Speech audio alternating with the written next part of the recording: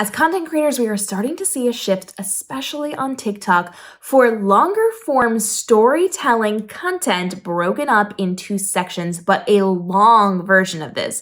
If you've been paying attention to TikTok, a lady recently gave a very long, like many hours long story of something that happened in her life. And the internet was wrapped over her story. They were so excited and so interested to see what was going to happen, to follow along on her journey. And now we're seeing the ramifications of this play out as well. But because we're starting to see this, and because we're starting to now lean into this, content creators can take lessons from that and implement it into their own storytelling format on TikTok and the other social platforms. And right now, I am seeing content creators do this on a smaller scale.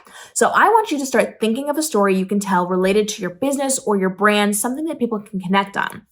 This is designed to have a conversation with people. This is not designed to make you money, to bring you business. This is just a conversation that can educate and entertain people. Start a running list and make an ideas list of what you could potentially be talking about, and then break it into parts. I want you to sit there and write down each and every bullet point that you can tell me about this story. And I want you to then film this in sections that are longer than 1 minute long. So we're looking for content that is probably 2 or 3 minutes every single time you are filming, and you're going to back to back to back drop these over the course of a couple of days.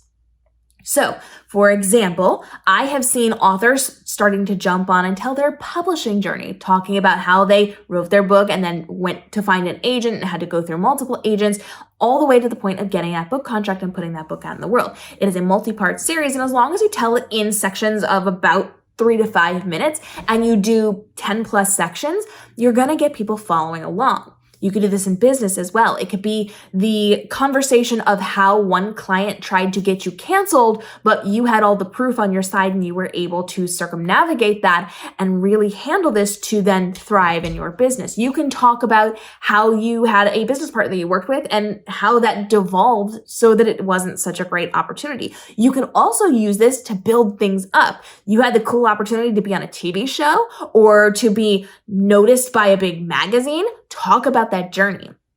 We are here for something that is going to be entertaining and educational, cause conversation inside of our comments, and we're looking for some version of storytelling. So we either want to be outraged on your behalf, or we want to be so excited for you in what you end up accomplishing. And you got to start it from the very beginning. So we want you to create a series that hooks us in from the very beginning. You should have a title on your screen. There should be words on all of it where you say, it's part 1 or part 97 or whatever it happens to be. Let us know how easy it is to follow along with this.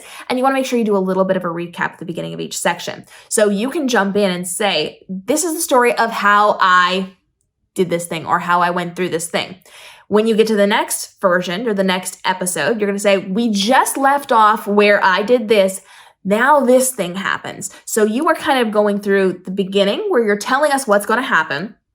Go through part of it, leave us on a little bit of a cliffhanger. We have to know what's happening next. Now, each of these episodes leads into the next. So you're leaving us on a cliffhanger and getting us to watch the next episode when that comes out a few hours or the next day later. But you have to take a hint from the publishing industry. So I want you to think about book series here. This is really important. During the course of a book series, you will have book 1, book 2, book 3. Book 1 has to have a completed story arc. You're starting in one point, you're getting your characters to the next point, and it's a completed story, but then you have a cliffhanger.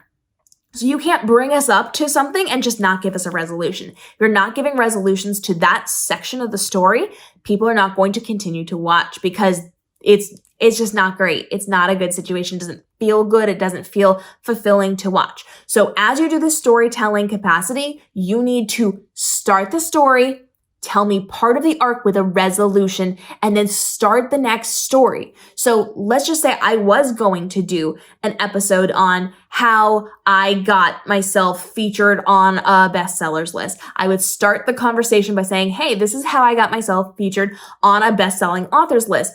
And I would start the first part of how I got myself connected to the right person. So it's a story of, this is what's going to happen in the entire series.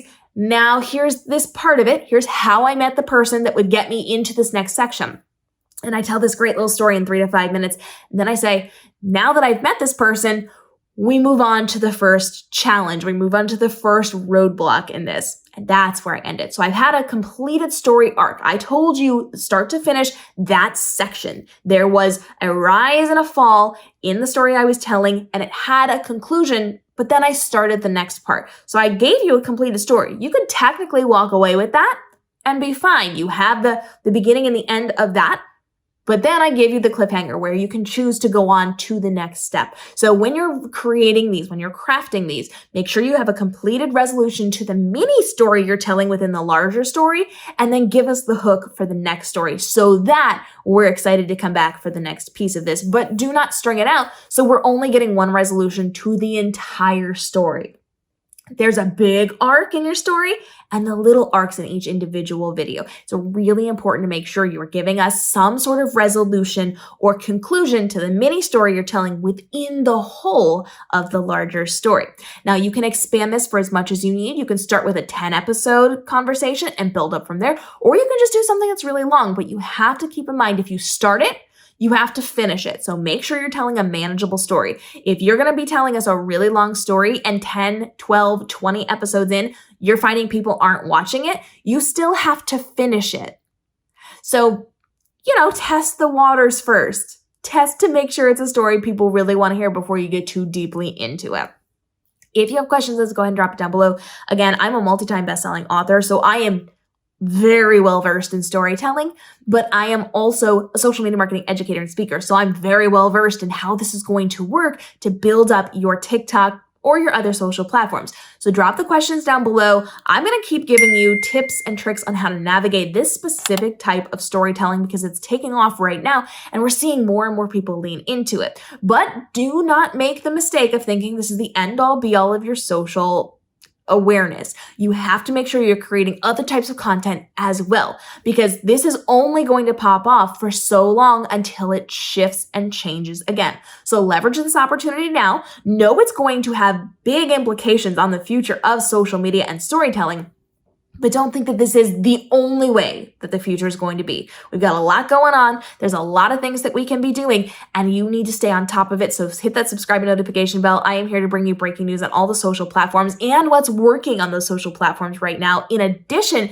to the buttons and the different features and functionalities of the social platform. So we will see you in the upcoming episodes as we continue to help you navigate the world of social media marketing from your content creation, where you are going to be spending less time, less stress, and less overwhelm creating the content that is going to make you more profitable inside of your business. We'll see you in the upcoming episodes.